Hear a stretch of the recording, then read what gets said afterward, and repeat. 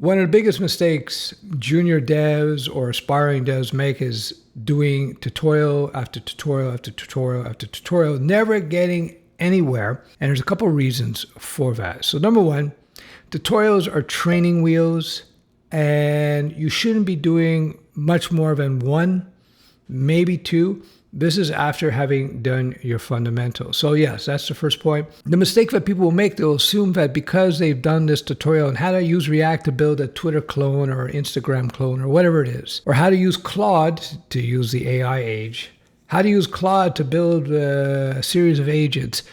This is just a way of doing it, one of many options typically.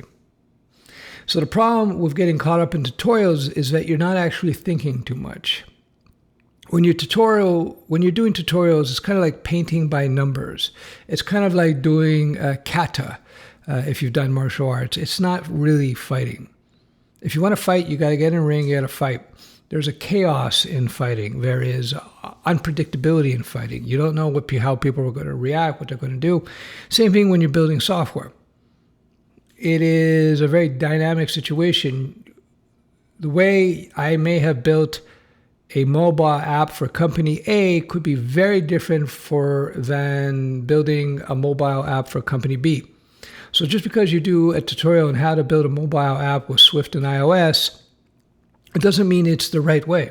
One of the bigger problems, the unspoken problems about tutorials, coding tutorials in general, has been the fact that a lot of the teachers who are putting out these tutorials, a lot of them have never been software developers in real life. There's an old expression, the blind leading the blind. And unfortunately on YouTube, although with YouTube and other social media platforms, it's been any platform, it's been the golden age of free flow of information.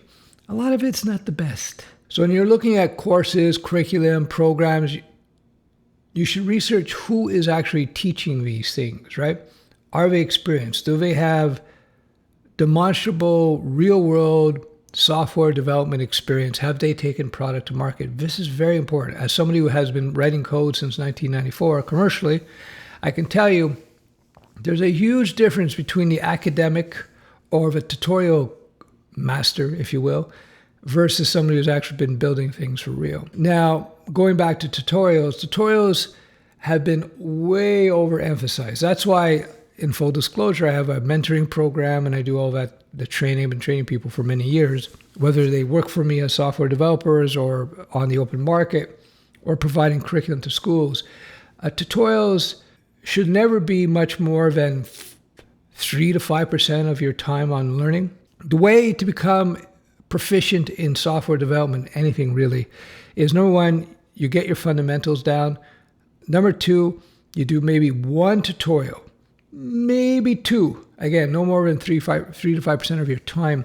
And then you should be jumping into real world projects. One real full contact sparring session, any trained fighter will tell you this, is worth months and months of training outside of the ring. So if you've done 5 or 10 ring fights, you're going to be so far more advanced than the dude who's been doing shadow boxing, katas, and drills, never having fought for real. Same thing in software development, by the way.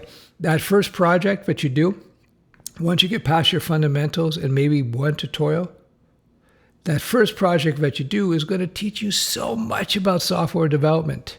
When I was doing a lot of professional freelance work, contract work, and even building my own projects, I had no preset expectations on how I was going to build a particular piece of software. Because what you're going to find over time as you build more and more software, the software that you build and the technology that you use to build that software has a lot to do with that particular job. So sometimes it may be best to do native iOS. Sometimes it's better to do PWA. Sometimes you may want to use React, etc. and so forth. Sometimes you might want to use some obscure technology that you don't use C too often. It goes on and on and on. You're going to see that in the AI age as well. Let me address that issue just quite quickly. This whole AI is going to destroy all developer jobs. That's a bunch of BS. That's just not true. I've been saying that from day one when it came out. There's this rigmarole where people try to do things, and now you have AI slop. A lot of big companies are starting to rehire. They had fired a few people because they bought into this slop idea that AI was just going to replace all developers. AI is a power tool, but it still needs to be used by skilled developers. It's a new layer of abstraction. But even in the AI space, which is getting pretty complex now, by the way, knowing what models to use, how to use them properly, whether you want to use agents, how to use agents. Do you use a local model? Do you use a cloud model? I should have one like this, cloud, local. What MCP endpoints are you going to implement, et cetera. I could just go on and on and on and on.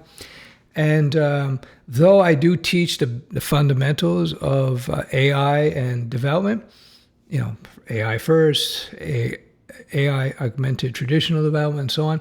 Though I teach these things, I don't go into tutorials, because going back to the main theme of this video, tutorials are just training wheels on a bicycle. You don't want to be riding around constantly with your training wheels, right? You're not learning. You have to get those training wheels off as quickly as possible.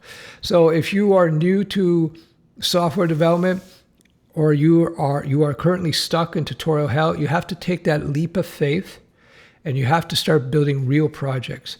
Start with simple projects, just like when you're a fighter, you don't jump in the ring right away with Conor McGregor or Mike Tyson, right? That's not a good idea. You get in a ring with some cream puff and you slowly develop your skill.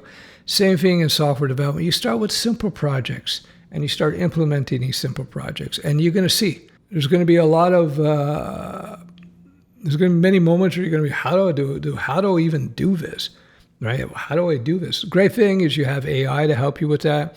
You can consult experts as well. You can put comments under my videos. I answer a lot of comments. And you can figure out, okay, this is how I approach this.